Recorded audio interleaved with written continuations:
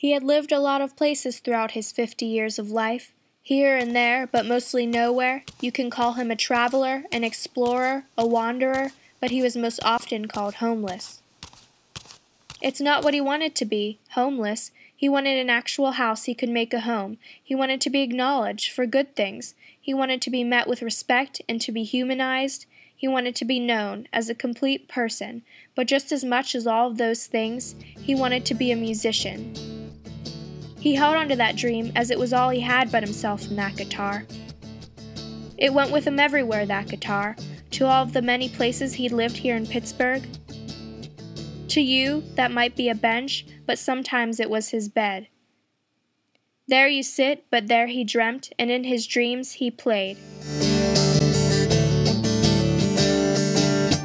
But he was always too quick to wake up, sometimes because he got bothered by people, thinking he was something less than they were, sometimes because he was forced to move by law.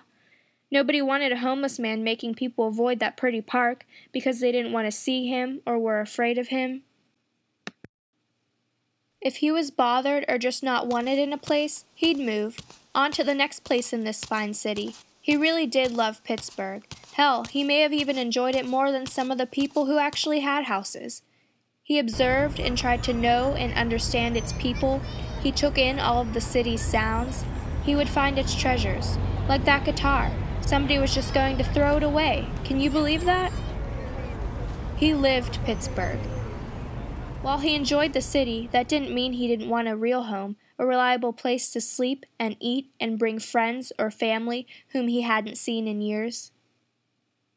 He could try to change himself, but he couldn't change people.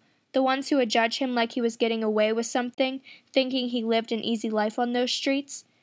People can be angry and resentful from their nice, warm homes, but if they're honest with themselves, they'd realize it's not easy out there, being tougher than you'd ever have to be, and they'd realize they're just as capable of messing up, or falling into that tomorrow. He lost family, he lost friends, he lost respect. All he really had was himself and his guitar, and his dreams of being a musician, a way that he could express his emotions and himself, reach people who would sing his lyrics, hear his song, and respect him, love him. He had found some of that respect and love, gained it back, from some others living on the streets just like him. They knew, they understood. They would share their stories with each other once they felt comfortable and trusting. Sometimes it took a while to break down that barrier. He would consider himself lucky, and you're lucky, if they tell you their true story. You'll know when it's true, but you also have to be prepared for the hurt and the pain and the abuse and the failures they might share. You find out it goes back, and you begin to understand that person and how awesome they are not to just take a bridge. A lot of people don't want to look at things that closely. They judge because they don't want to look closer, don't want to know the pain, or they're just too lazy to get to know someone because that actually requires work.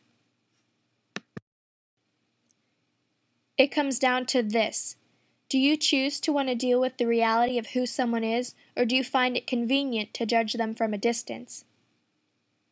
Plenty of people seem to be happy to judge. It doesn't make things any better, not for anybody. A lot of people learn to be self-righteous about where they're at when we're all just lucky or blessed to different degrees. While he would be thankful and gracious and humbled that someone would share their personal story with him or want to hear his own, he tried not to dwell on the things he was told or even his own past experiences. Frankly, it could be depressing.